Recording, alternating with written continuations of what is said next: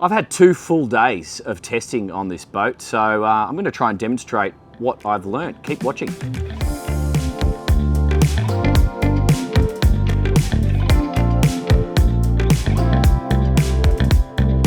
1, 2, 3, 4. The boat feels solid and you just feel that torque. It feels fantastic.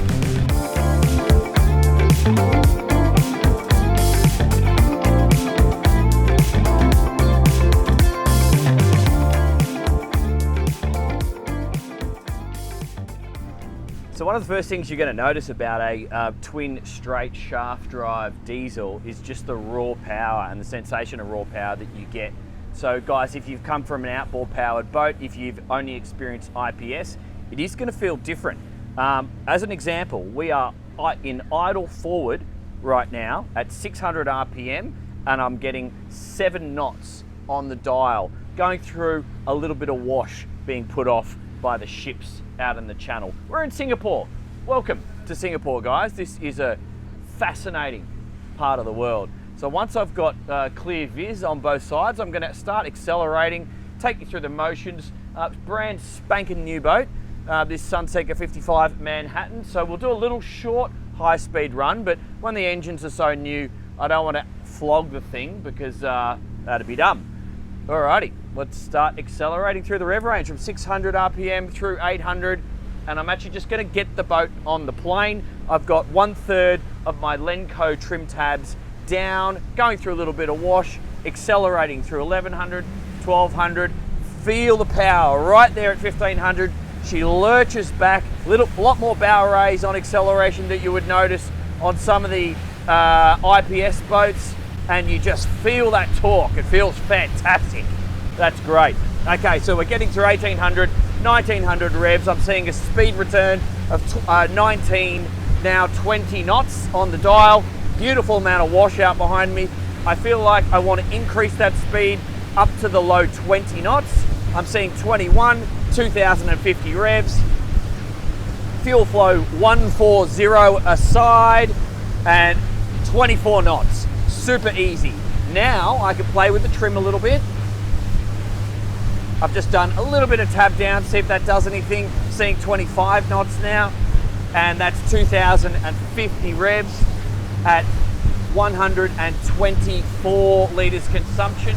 I got ships, I got oil tankers, I got military vessels and jets overhead. This is exciting.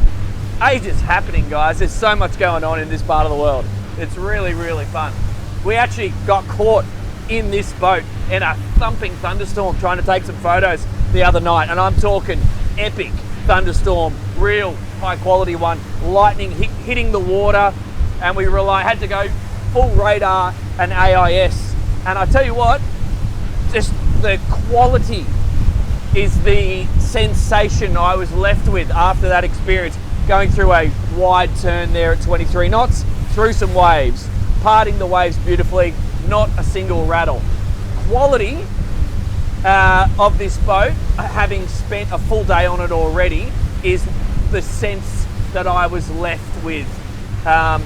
Some boats, you get into a sticky situation. It wasn't sticky, we knew the thunderstorm was coming, we were prepared for it, but you know, it leaves you with a little bit more to do sometimes, but we certainly didn't have that sensation on this boat. Just I sat on the radar and watched the AIS, Mitch drove, then we caught visuals out for traffic.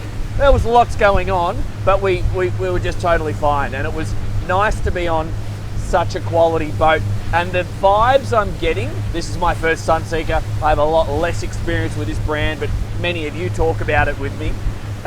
It's Riviera quality vibes. I consider Riviera to be one of the best boat builders that I have brought to the channel, and I'm feeling a similar sensation with Sunseeker, straight up. So just, that is what it is. Take that for what it is. 25 knots, 124 litres aside. I've got half trim tab down, got a cargo carrier just belting around the corner here at about 16 knots. Love it. G'day mate, he must be not sure what that boat is. Fascinating. All right, So let's increase the speed. And now I'm going to give it a little bit of wide open throttle. I'm only going to do it for 20 or 30 seconds. As I said, these engines are quite new, so I'll just vary the revs a little bit. Increasing from 2050 to 2150, I should say. Revs, I'm seeing 27 knots on the dial. Let's start to go into a port turn. I'll do a harder turn when I got clear water. And increasing speed. 28 knots. Going through some chop. Lots of chop. Few waves here. I'm going to tackle those waves head on. I'm doing that at 28.5 knots.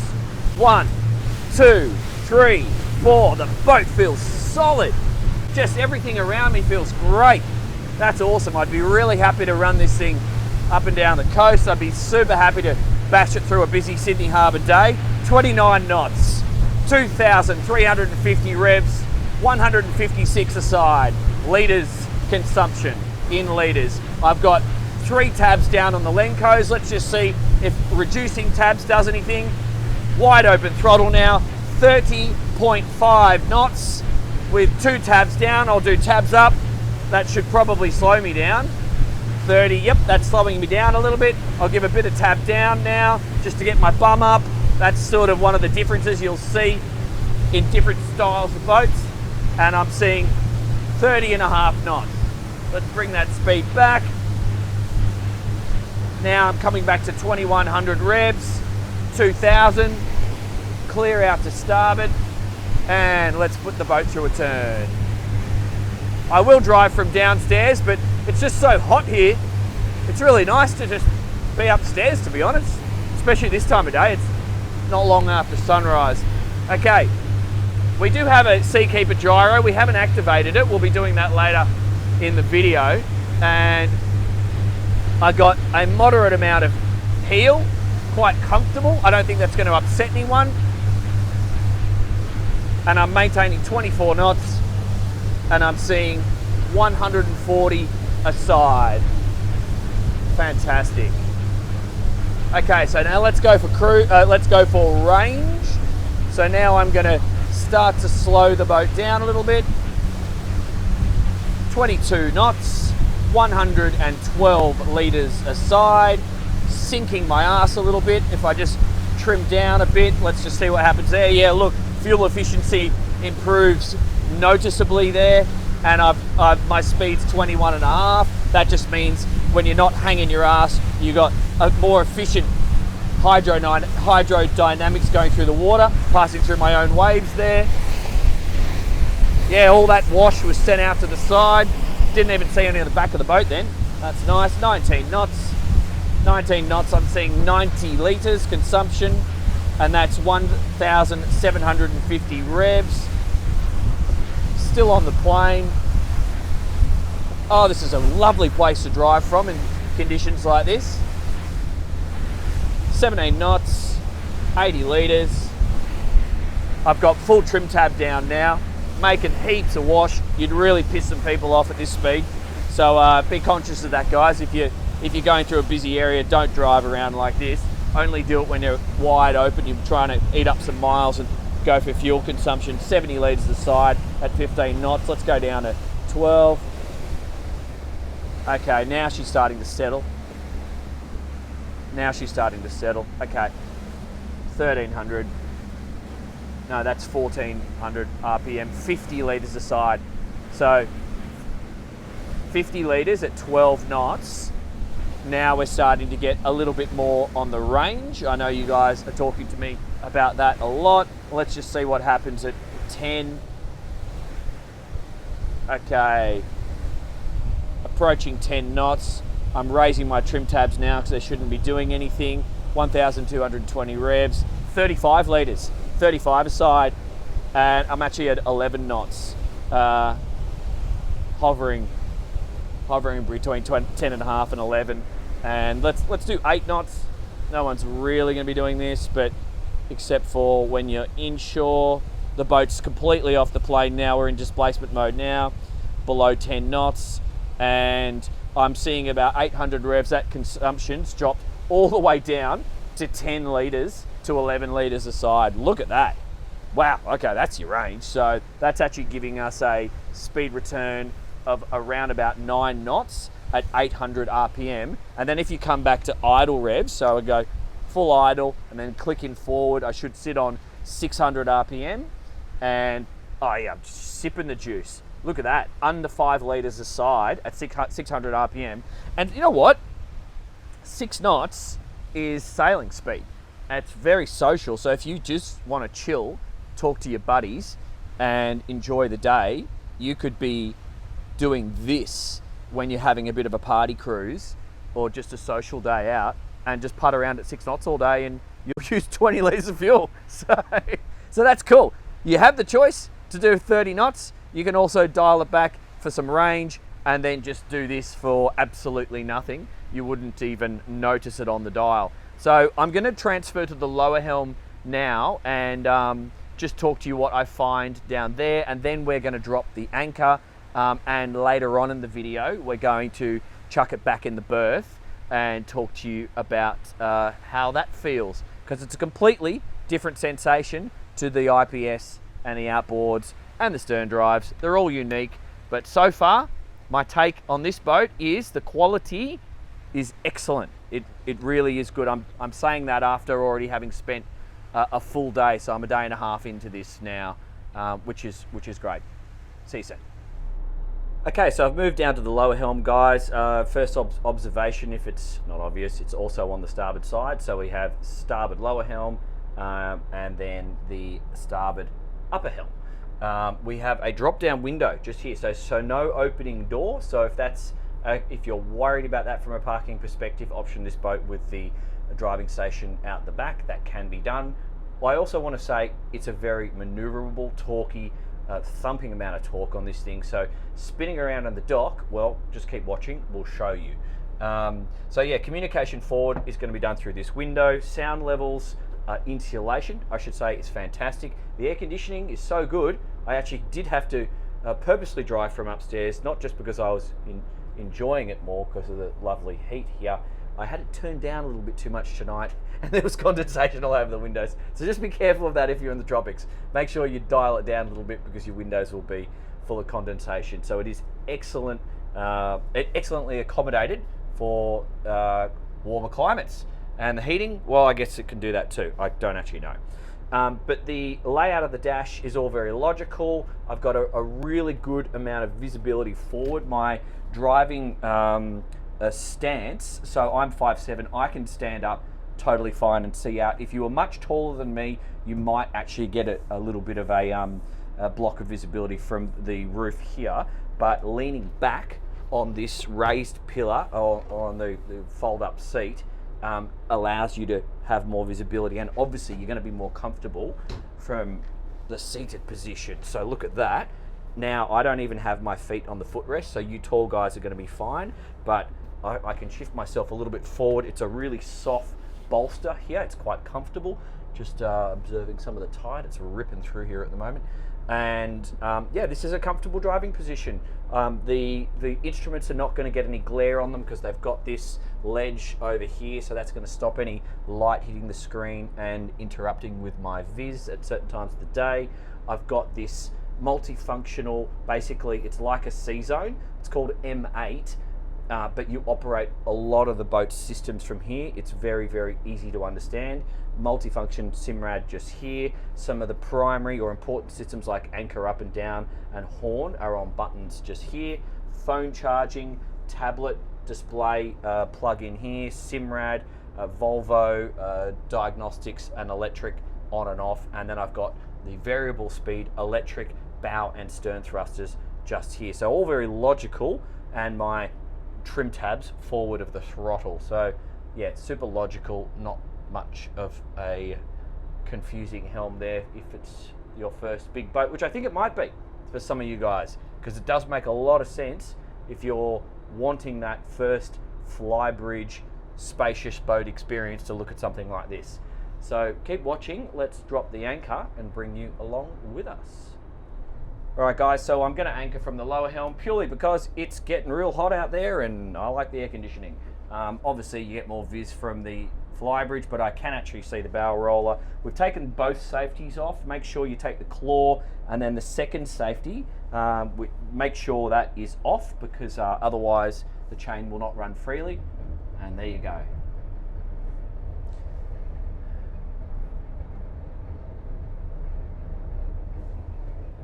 Just keeping the boat moving backwards.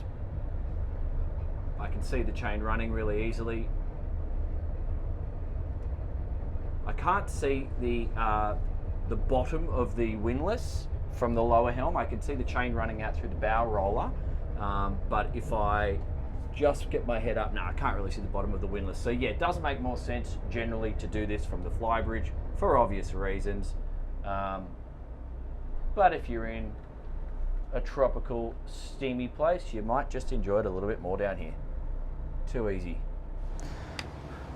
Okay, I'm just demoing the parking from the flybridge, guys. As you can see, I've got a good viz out down the starboard side. Unfortunately, I have, I've actually got the dock on the starboard side on this one. So I'm just gonna ease-o back. I've got the reverse camera on. I would actually like to reposition that reverse camera, but you can do that. And I got bound stern thruster, variable speed. Now I'm just gonna get the boat parallel and just click her in nice and gently. We've got so much torque, we can spin this boat on a dime. I'm just, when I park a boat, when I get to about here, I keep my focus, or my head, laser focused on the dock. So similar to landing a plane on a runway, you really want to like dial in your attention at the last minute. Don't look forward or around too much when you're completing this last maneuver, because that could throw your focus a little bit. There we go. I'm just going to get it right back to this last fender. I'm just using momentum here. I know I've got so much torque, I'm just going to put a click on the starboard throttle, which will slow me down. And I'm just going to touch it up on that last fender. Come over here and have a look, guys. And look over the side, just so you can see that it is possible. There you go. That is what I was seeing. And it's really not all that difficult. Just get your stance right, get trained by the boys. Sure, get the wing station if you need it, but what I'm telling you is it's not necessary. So that's the boat, ladies and gents. Sunseeker 55 Manhattan. We're just going to enjoy this beautiful space in the early morning sunshine. Amazing quality. Comfortable to take on a long cruise. Great for a day boat scenario as well. Super, super enjoyable to drive. And the sensation that I was left going through thunderstorms, I wish I filmed that for you, but going through ship wash, boat wash, tidal flow, and just a good, interesting different variation of conditions, was that this thing is solid. This thing has been built very, very well, and this is a boat that you would buy if you intended to keep it for a long time. It's as simple as that.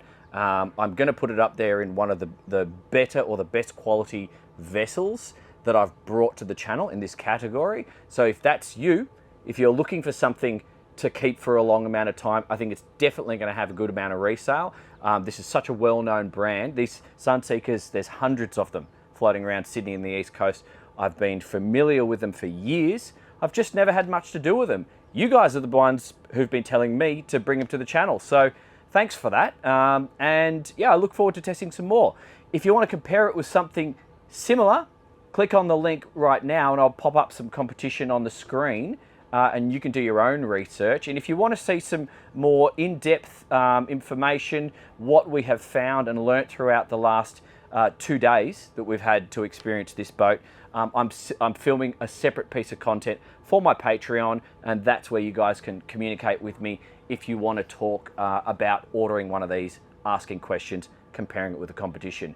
You're all legends, coming to you from Singapore. See you somewhere in the world next time. Thanks, guys. Bye. And learnings that I've had over the last couple of days spending with them. So yeah, I like this brand. I'm really, really positive on everything I've seen. I want to go learn more now.